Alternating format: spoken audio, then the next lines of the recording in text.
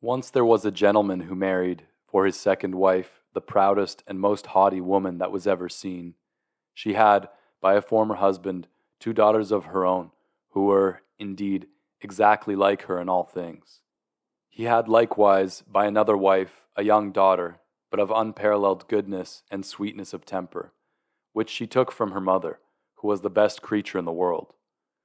No sooner were the ceremonies of the wedding over, but the stepmother began to show herself in her true colors.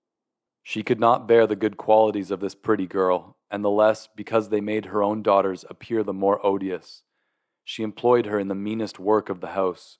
She scoured the dishes, tables, etc., and cleaned Madame's chamber, and those of Mrs., her daughters.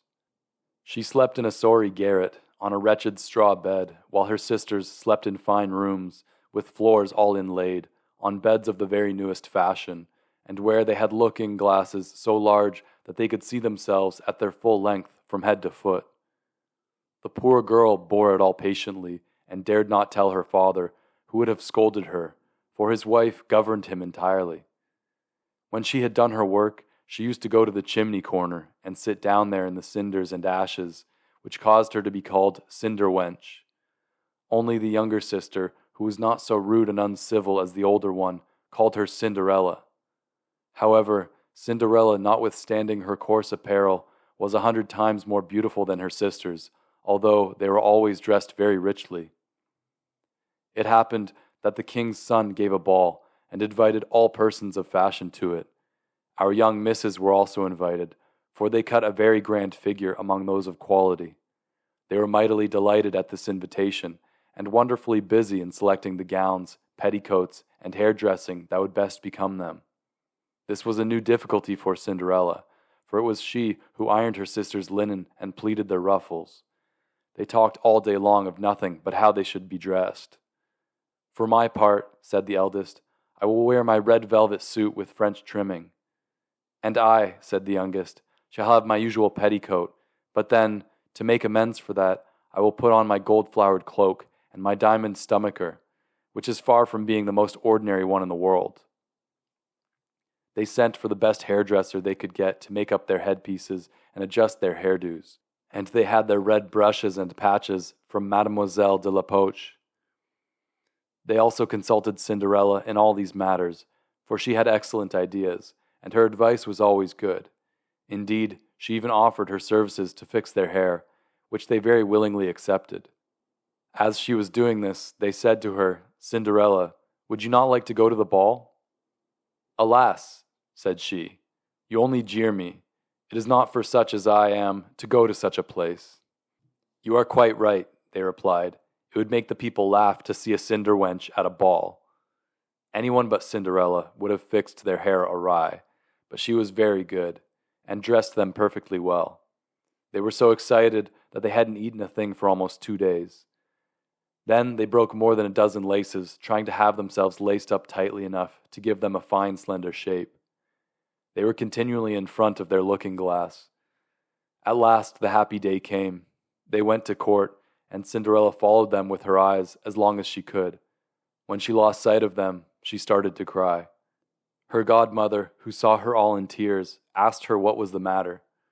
"I wish I could. I wish I could." She was not able to speak the rest, being interrupted by her tears and sobbing. This godmother of hers, who was a fairy, said to her, "You wish that you could go to the ball. Is it not so?" "Yes," cried Cinderella, with a great sigh. "Well," said her godmother, "be but a good girl, and I will contrive that you shall go." Then she took her into her chamber, and said to her, "Run into the garden, and bring me a pumpkin." Cinderella went immediately to gather the finest she could get, and brought it to her godmother, not being able to imagine how this pumpkin could help her go to the ball. Her godmother scooped out all the inside of it, leaving nothing but the rind. Having done this, she struck the pumpkin with her wand, and it was instantly turned into a fine coach, gilded all over with gold. She then went to look into her mousetrap, where she found 6 mice, all alive, and ordered Cinderella to lift up a little the trap door. She gave each mouse, as it went out, a little tap with her wand, and the mouse was that moment turned into a fine horse, which altogether made a very fine set of 6 horses of a beautiful mouse-colored dapple gray. Being at a loss for a coachman, Cinderella said, "I will go and see if there is not a rat in the rat trap that we can turn into a coachman." "You are right," replied her godmother. "Go and look." Cinderella brought the trap to her, and in it there were 3 huge rats. The fairy chose the one which had the largest beard, touched him with her wand, and turned him into a fat, jolly coachman, who had the smartest whiskers that eyes ever beheld. After that, she said to her, "Go again into the garden, and you will find 6 lizards behind the watering pot. Bring them to me." She had no sooner done so, but her godmother turned them into 6 footmen, who skipped up immediately behind the coach, with their liveries all bedaubed with gold and silver, and clung as close behind each other as if they had done nothing else their whole lives. The fairy then said to Cinderella, "Well, you see here an equipage fit to go to the ball with. Are you not pleased with it?" "Oh, yes," she cried, "but must I go in these nasty rags?" Her godmother then touched her with her wand, and, at the same instant, her clothes turned into cloth of gold and silver, all beset with jewels. This done, she gave her a pair of glass slippers, the prettiest in the whole world. Being thus decked out, she got up into her coach, but her godmother, above all things, commanded her not to stay past midnight, telling her, at the same time, that if she stayed one moment longer, the coach would be a pumpkin again, her horses mice, her coachman a rat, her footmen lizards, and that her clothes would become just as they were before. She promised her godmother to leave the ball before midnight, and they drove away, scarcely able to contain herself for joy. The king's son, who was told that a great princess, whom nobody knew, had arrived, ran out to receive her. He gave her his hand as she alighted from the coach, and led her into the ball, among all the company. There was immediately a profound silence.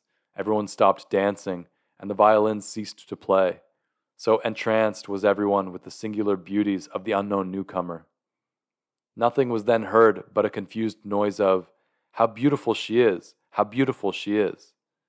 The king himself, old as he was, could not help watching her, and telling the queen softly that it was a long time since he had seen so beautiful and lovely a creature. All the ladies were busied in considering her clothes and headdress, hoping to have some made next day after the same pattern, provided they could find such fine materials and as able hands to make them. The king's son led her to the most honorable seat, and afterwards took her out to dance with him. She danced so very gracefully that they all more and more admired her. A fine meal was served up, but the young prince ate not a morsel, so intently was he busied in gazing on her. She went and sat down by her sisters, showing them 1,000 civilities, giving them part of the oranges and citrons which the prince had presented her with, which very much surprised them, for they did not know her. While Cinderella was thus amusing her sisters, she heard the clock strike 11 3/4, whereupon she immediately made a courtesy to the company and hurried away as fast as she could. Arriving home, she ran to seek out her godmother, and, after having thanked her, she said she could not but heartily wish she might go to the ball the next day as well, because the king's son had invited her. As she was eagerly telling her godmother everything that had happened at the ball, her 2 sisters knocked at the door, which Cinderella ran and opened. "You stayed such a long time," she cried, gaping, rubbing her eyes and stretching herself as if she had been sleeping. She had not, however, had any manner of inclination to sleep while they were away from home. "If you had been at the ball," said one of her sisters, "you would not have been tired with it. The finest princess was there, the most beautiful that mortal eyes have ever seen. She showed us 1,000 civilities, and gave us oranges and citrons." Cinderella seemed very indifferent in the matter. Indeed, she asked them the name of that princess, but they told her they did not know it, and that the king's son was very uneasy on her account, and would give all the world to know who she was. At this Cinderella, smiling, replied, "She must, then, be very beautiful indeed.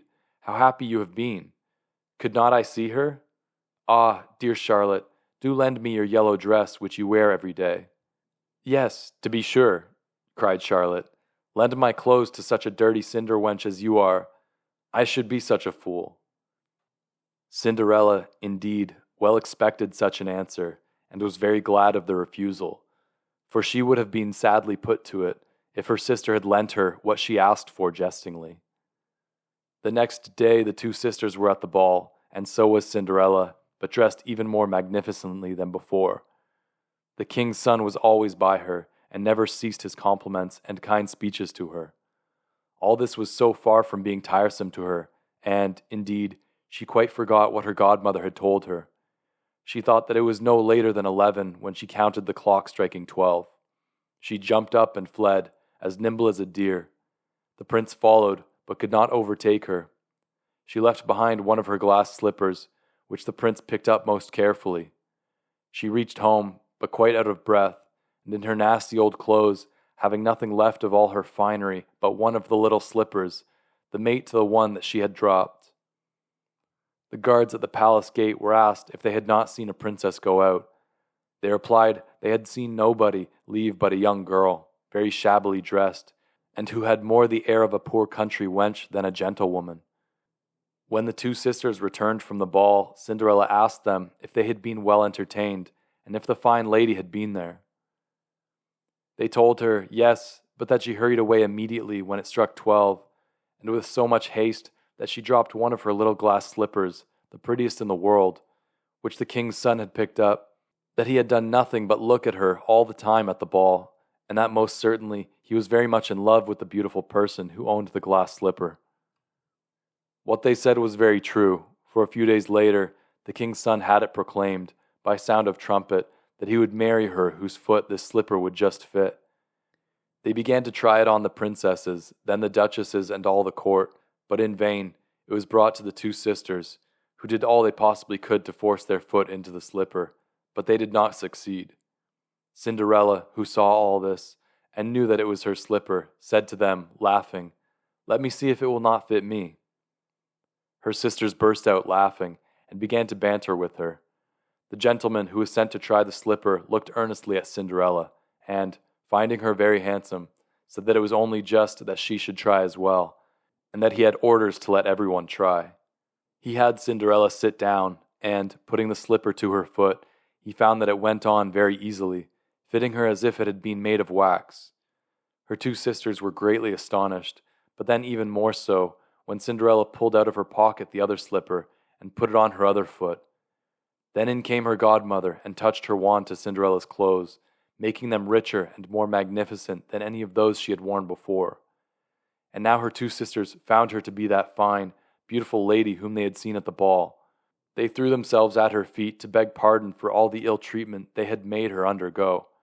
Cinderella took them up, and, as she embraced them, said that she forgave them with all her heart, and wanted them always to love her. She was taken to the young prince, dressed as she was. He thought she was more charming than before, and, a few days after, married her. Cinderella, who was no less good than beautiful, gave her two sisters lodgings in the palace, and that very same day matched them with two great lords of the court.